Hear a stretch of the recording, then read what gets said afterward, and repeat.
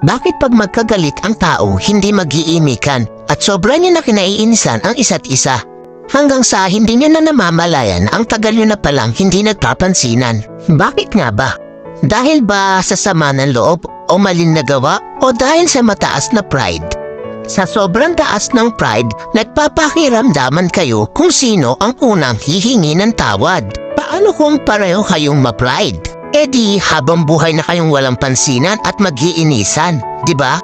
Alam nyo ba ang kasabihang, it's better to lose your pride because of your love than to lose your love because of your pride?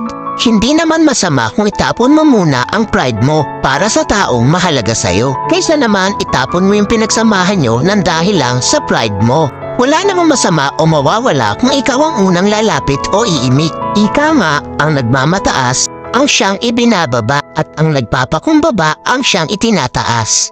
Kaya huwag ugaliin na magkimkim ng galit dahil ang galit ay basura lang sa ating puso at isipan.